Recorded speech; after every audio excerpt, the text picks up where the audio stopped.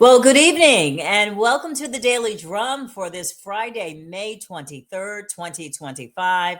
I'm Molette Green. Harold Fisher has the night off, and tonight we are helping you to kick off your Memorial Day holiday weekend with some truly life-saving tips. We're going to try to bring you all of the safety tips that we can for the time that we have with you this evening. This weekend marks the unofficial start of the summer. We're so happy, I am, that the summer season is finally upon us. That means lots of cookouts, backyard barbecues, pool time for the family and the kiddos. And all of this sounds like fun until it isn't, right? So joining me to talk all about it and what you need to know to keep your weekend fun and drama free and all of your summer events safe is Vito Maggiolo, the Public Information Officer for DC Fire and EMS. Vito, thank you so much for joining us for the Daily Drum this evening. My pleasure to be here. It's so nice to talk to you here in this forum. And of course, I see you and talk to you all the time on NBC4. And you're always available and willing to help out, especially when we're talking about safety. You know, the reality, Vito, is grilling and barbecues cause nearly 10,000 fires yearly, with $75 million in property loss and more than a dozen deaths. Those are stats that we got. And we're going to talk about drownings a little bit later, but I want to stick with the grilling and barbecues. And before we came on the air, you just mentioned that you had to deal with a fire just this week, a barbecue grill fire. Tell me what happened. Well, somebody used their barbecue grill on their wooden back deck in a DC neighborhood. Mm-hmm. The vent at the bottom of the grill wasn't closed, so some ash or an ember dropped down onto the wooden back deck. It ultimately led to a fire that damaged not only that home, but the adjacent home. So that's a graphic example of, well, one lesson is don't grill on combustible surfaces, and don't grill on wooden back decks, wooden roof decks, or any close to any combustibles. Now, Vito, you know people are going to do it. I mean, they built these decks and they got these grills and they're going to do it. So tell us, so why are they building these sort of surfaces with the fire hazards that are present with these? I mean, do we just not know about this, or what are you seeing when you see these folks and all of these disasters have happened? What are they saying? Urban living, people want to find an open space within the confines of a home in an urban environment, and they do so by building these roof decks. And we've had an increase in roof deck fires for various reasons. Yeah. But if you're on a combustible surface, which you really shouldn't be, put something under there that's non-combustible. Okay. And that'll minimize, at the very least, minimize the danger of having a fire. What could they put? What should we be putting on that would help? Basically, something that doesn't burn. Some sort of padding that is not flammable. That would be my recommendation. Okay, that's a great tip. And give us some other tips, because what is your expectation for this weekend? Because the weather is improving.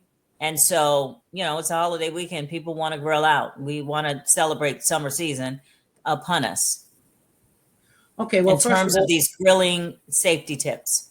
Okay, well, start off by, first of all, if you're bringing your grill out, if you haven't used your grill yet, check it out, test it. Mm-hmm. Look for any cracks. Make sure it's operating properly. If it's a propane grill, check the connections between the tank and the grill. You can do so by using some soapy water, turning on the propane. If there are bubbles, there are leaks, or you might obviously smell the leaks. So make sure your grill is in proper working order for starters. That being said, you should then make sure your grill is nowhere near a structure. Don't have it up against the home. Don't have it against siding. Don't have it near deck railings. Don't put it under tree branches. Don't use it anywhere near where it would ignite something combustible. Yeah. And so propane grills versus charcoal grills. Do you see most problems with one versus the other? Or does I it would matter? suspect that there's a bit more of an issue with the charcoal grills. There's because they produce the ashes, and that's another reminder. When you're The through with your disposal grill, of the ashes. the disposal of the ashes is very important. We've had a number of fires, not only grills but fire pits in the region where people think the ashes are cool, but they aren't necessarily. It will just take a little bit of wind to warm them up, to have them reignite. They put them in plastic bags. They put them in the garages, and that leads to serious home fires. So my recommendation there is, and the requirement should be, all ashes from grills, fire pits, anything of that nature need to go into a metal container that has a secure lid and that is stored somewhere other than in the home or directly adjacent to something that could combust. Yeah, I have had the misfortune of covering devastating fires as a result of the just improper disposal of the ashes from a night of grilling or an afternoon of grilling. In terms of the spacing of the grill from the home, it needs to be far enough of the grill, far enough away from the house to avoid danger as well. What's your Minimum of 3 feet. recommendation? A minimum of 3 feet. Minimum of 3 feet. Yeah. The further the better, but minimum of 3 feet. I'm always afraid when my husband, who puts on his apron and thinks he's king grill guy, of the lighter fluid and the use of all of that and the newspaper and that sort of thing. What's your take on the lighter fluid and how it just seems dangerous? Well, I mean, lighter fluid is that's what its purpose is to start the ignition of your charcoal. Don't overuse it. Once the fire has begun, don't spray any further charcoal liquid onto the grill because the fire could easily come back, follow the stream back, and ignite the canister itself. So under no circumstances should you be adding charcoal grill liquid onto an already existing fire. And certainly don't use any other flammable liquids. People use all sorts of liquids that are extremely dangerous, including gasoline, as incredible as that seems. Only use something that's authorized, that is made for that purpose, and that, of course, is charcoal lighter. Now, in the event that a fire starts with your grill and and you have to act fast, you should have the fire extinguisher nearby before you call 911. What should you do? What's your recommendation? Well, if it would make sense to have a fire extinguisher handy. One of the easiest things to do is to put the lid on, just with like a home fire on your stove. If a pan ignites, as long as you have something to cover it, that will generally extinguish the fire. So if the lid's open or the lid's close by, if you can do it without burning yourself, put the lid back over it and contain it. What happens when these things go way out of control? What has happened? Obviously, someone may have left the grill unattended and the fire has gotten out of control. I guess some people's instinct is to throw water on the fire. What are you seeing, and what are people doing that they shouldn't do? Well, first of all, you bring up a very good point. Never leave the grill unattended. Okay. Also, clean the grill. Many grill fires are the result of a buildup of grease that Hmm. ignites, and that creates the fire that you don't want to have. So keep your grill thoroughly clean. Clean it after every time you cook, and that will limit the possibility of having a grease-induced fire.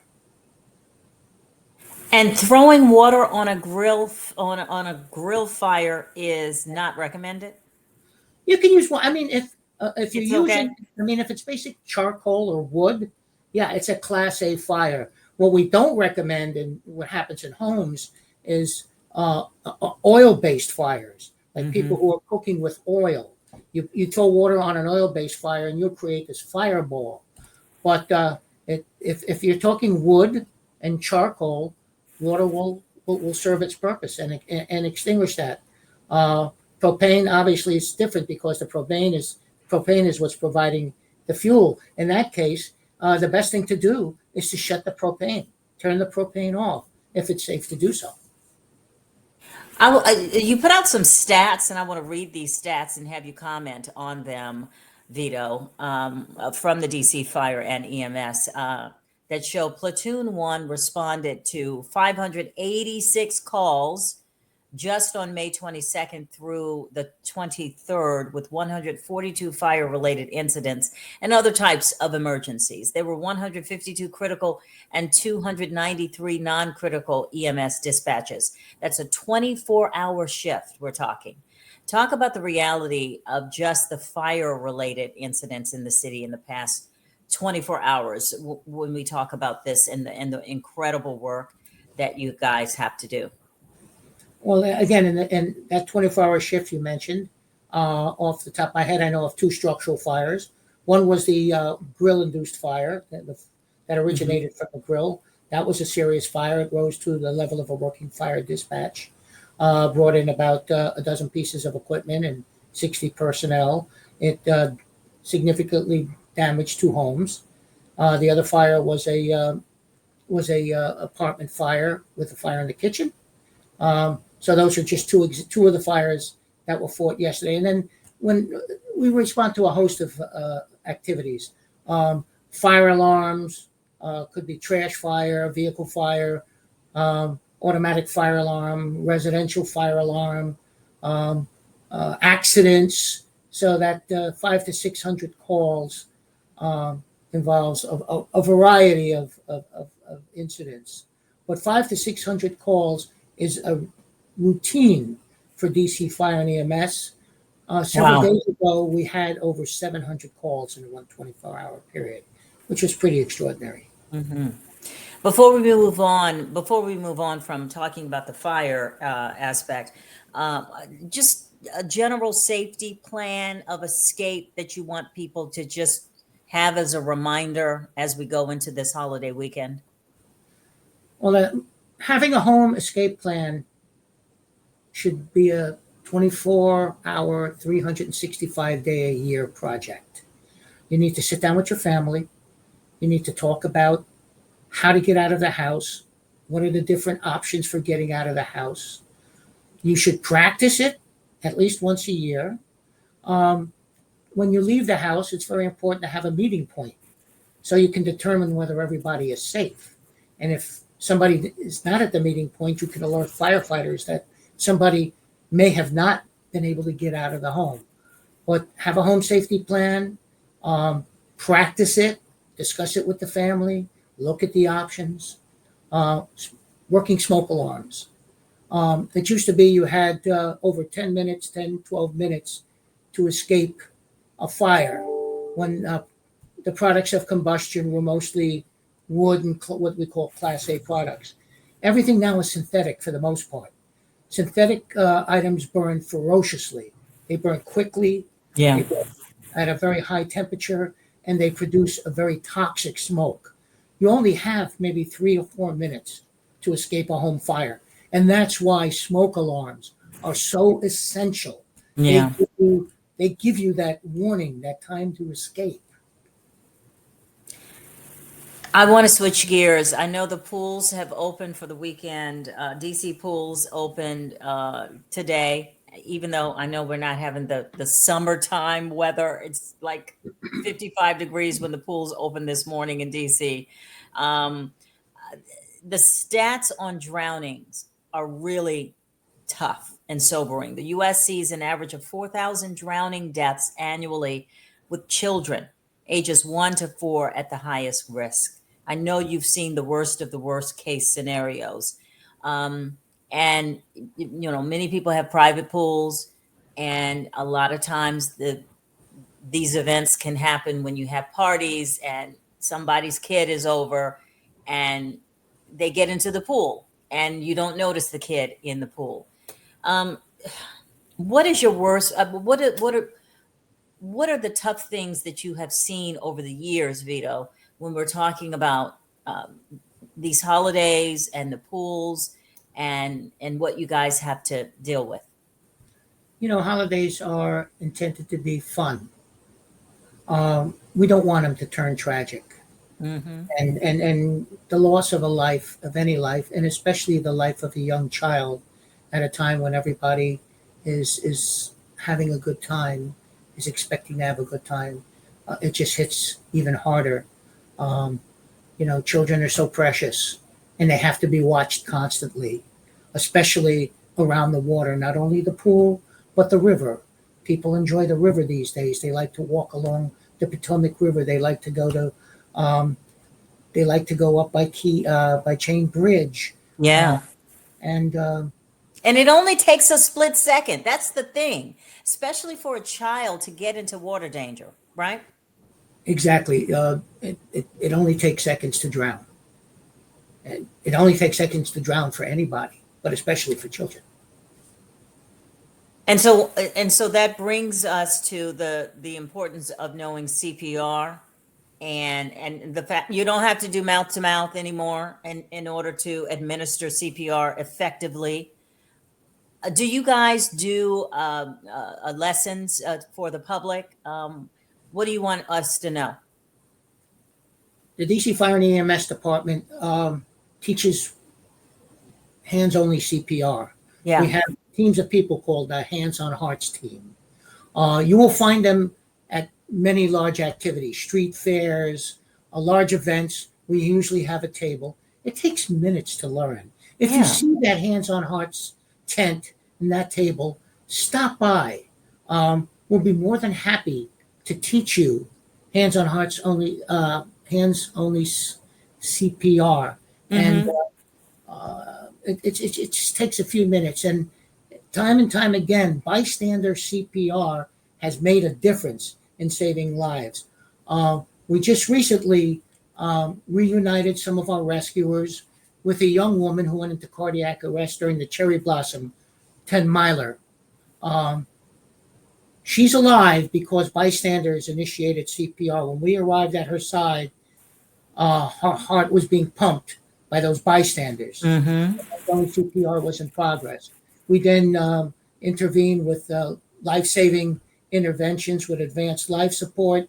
U.S. Park Police helicopter flew her out, and she had a full neurological return.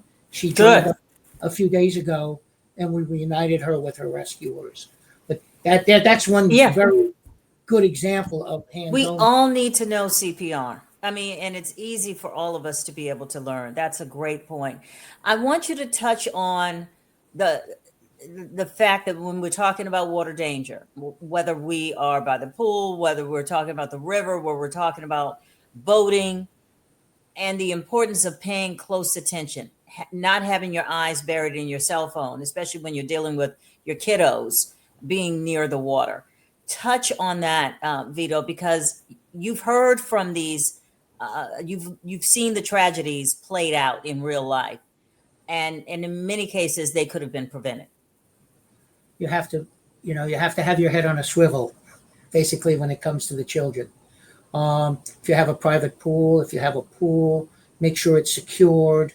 Um, uh, you know, if you can, if you have those kind of kitty PDFs, I'm sorry, kitty, floating devices. That you can Yes. put on them. All those floaties, they come in handy. Yeah. Exactly. So those are some of the precautions you can take. How big does mixing alcohol and getting behind the wheel of a boat factor in summer fun danger for you guys? What are you seeing? Well, let's talk a little bit about boating safety since you brought it out. Number Yeah. one, make sure your boat's in good working order. Before you go out, make sure your engines are working properly. You have a way to communicate. Your VHF radio works, or at least have a fully charged cell phone. Mhm. Don't overload your boat. Make sure that everybody has life vests and wear them in advance, because if something drastic happens, you're not going to have time to find a life vest. Try to put it on in the middle of what could be a very chaotic situation.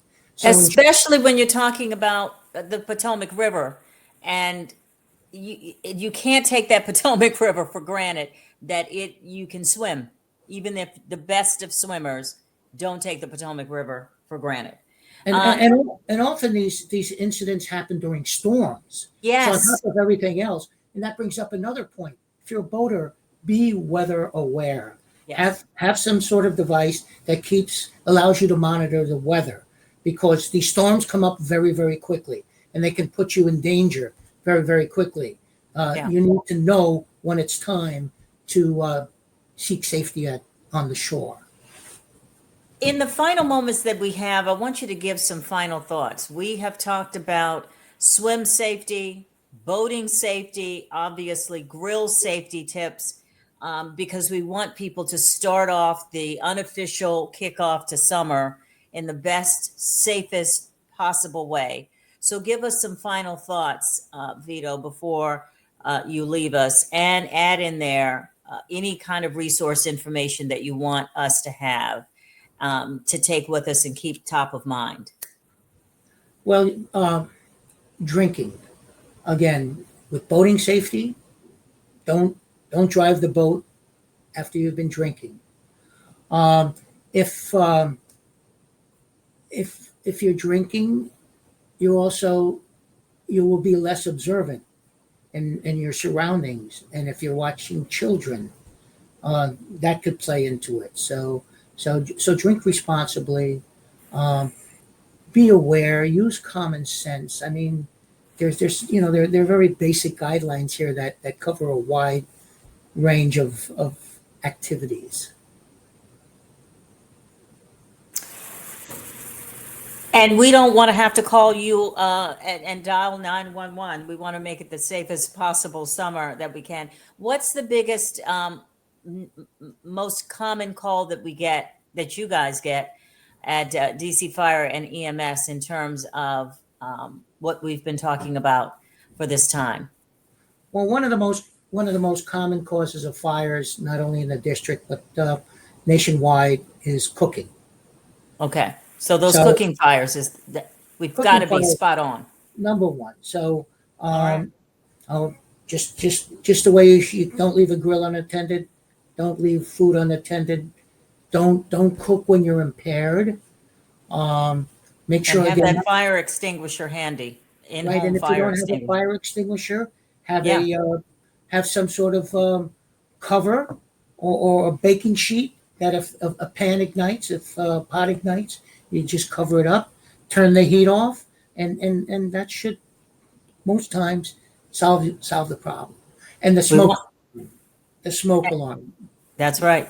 Vito Maggiolo, Public Information Officer for DC Fire and EMS, a dedicated servant in our community. We thank you so much. We're out of time, Vito. This time has flown by. Thank you so much for joining us this evening and for taking some time to speak with us. Truly invaluable safety information to allow us to have the safest Memorial Day holiday weekend possible. I'm Molette Green, in for Harold Fisher this evening. Up next on 96.3 WHUR, the original Quiet Storm with the Love King, Raheem Devon. Have a good night.